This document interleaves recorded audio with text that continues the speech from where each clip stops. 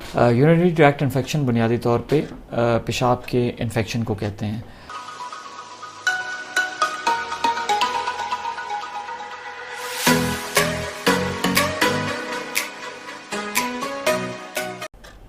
अस्सलाम वालेकुम, मेरा नाम डॉक्टर फरताश है और मैं बुनियादी तौर पे एक यूरोलॉजिस्ट हूँ। मैं college of physicians and surgeons का फ़ेलो हूँ और आज जो मौजू मैं आपके लिए लेके आया हूँ वो है UTI, urinary tract infection. Urinary tract infection बुनियादी तौर पे पेशाब के इन्फेक्शन को कहते हैं और इन्फेक्शन कहते हैं उन अलामात को या उन अलामात के मजमूए को जो जरासीम की वजह से कॉज हों किसी भी इंसान को।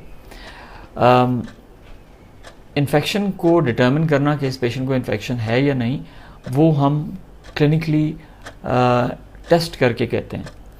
लेकिन जो अलामात हैं उसमें उनको हम आमतौर पे लोअर यूरिनरी ट्रैक्ट सिम्टम्स कहते हैं, जिसको हम उर्फ़-ए-आम में बहुत से यूरोलॉजिस्ट लट्स भी लिखते हैं।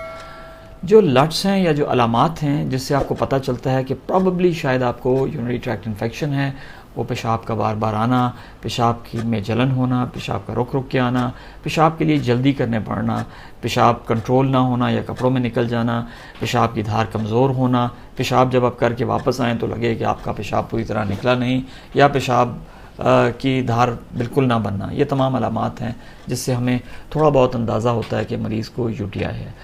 यूटीआई ज़्यादातर ख़वातीन में होते हैं और ख़वातीन में यूटीआई होना कोई ऐसी बड़ी अचंभे की बात नहीं है, ये हर उम्र में हो सकते हैं। और उसकी बुनियादी वजह यह है कि ख़वातीन में जो पेशाब की नाली जो मसाने से लेके बाहर तक पेशाब लेके आती है वो बहुत छोटे साइज़ की होती है, जबकि मर्दों में ये नाली बहुत बड़ी होती है। जो यूरिनरी ट्रैक्ट इन्फेक्शंस हैं या जो पेशाब के इन्फेक्शंस हैं वो सबसे ज़्यादा उसका जो कॉज है वो खून के रास्ते होता है, लेकिन इसके अलावा वो पेशाब की नाली के ज़रिए भी ऊपर जा सकते हैं और अगर आप सफाई का ख्याल नहीं रखते तो उससे भी यूटीआईज़ हो सकते हैं। जैसा कि मैंने अर्ज़ किया, मर्दों में इनका शरह बहुत कम है ख़वातीन के मुकाबले में, और जब मर्दों में यूटीआई होता है तो हमें उसको बड़ा सीरियसली लेना पड़ता है क्योंकि मर्दों में आमतौर पर यूटीआई नहीं होता।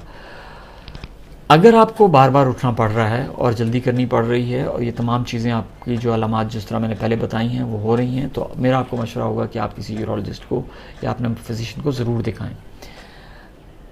जो यूटीआई है, अगर उसका बर वक्त इलाज ना किया जाए या प्रॉपर तरीके से उसको इलाज ना किया जाए तो वो बहुत अरसे तक चलता रहता है।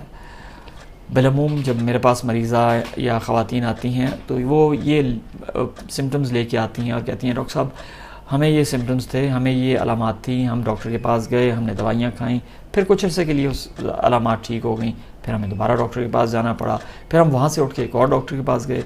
इस तरह वो 4-5 डॉक्टर्स के पास होकर मेरे पास जब आती हैं तो उनको तकरीबन कोई साल, 2 साल, 3 साल और कई दफ़ा 7 साल, 8-8 साल गुजर चुके होते हैं जिससे उनकी अलामात ठीक नहीं हो रही होती।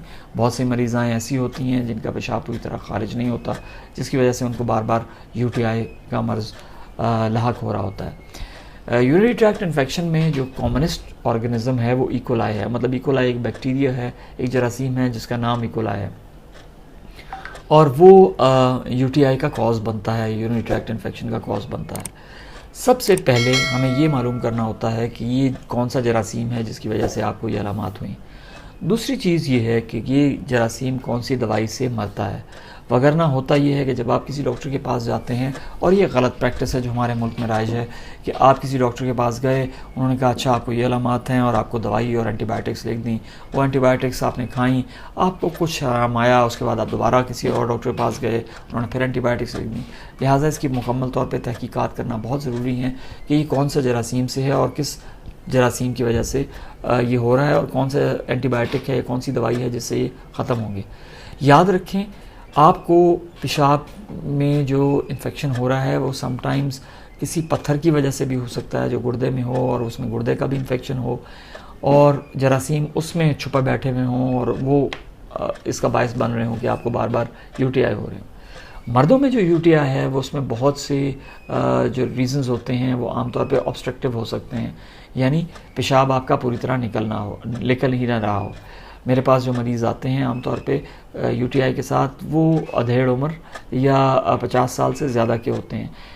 नौजवानों में भी होते हैं यूटीआईज़ और इन्फेक्शंस हो सकते हैं। पेशाब की नाली में भी इन्फेक्शन हो सकता है जिसमें फ्रैंक पस आती है और पीप निकल रही होती है नौजवानों में, और वो बिलामूमन इसलिए होती है कि आपकी अगर मिसेस को है तो उससे आपको इन्फेक्शन हो सकता है, या आपने अनप्रोटेक्टेड सेक्स किया है तो उसकी वजह से भी आपको वो इन्फेक्शन हो सकता है, जिसका फॉर इलाज करना बहुत ज़रूरी है।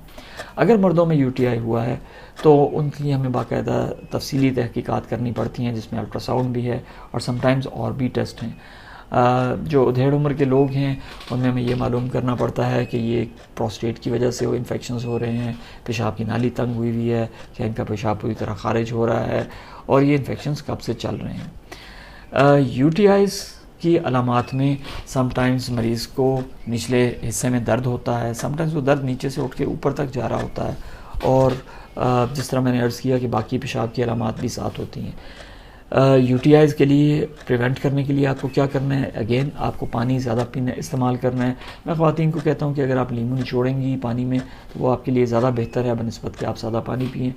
इसके अलावा अगर आप क्रेनबेरी या क्रेनबेरी क्योंकि पाकिस्तान में अवेलेबल उगता नहीं है, लेकिन ये बाहर से इंपोर्टेड है, क्रेनबेरी एक्सट्रैक्ट या जूस, अगर आप वो इस्तेमाल करेंगी तो आपको इन्फेक्शन के चांसेस कम हैं।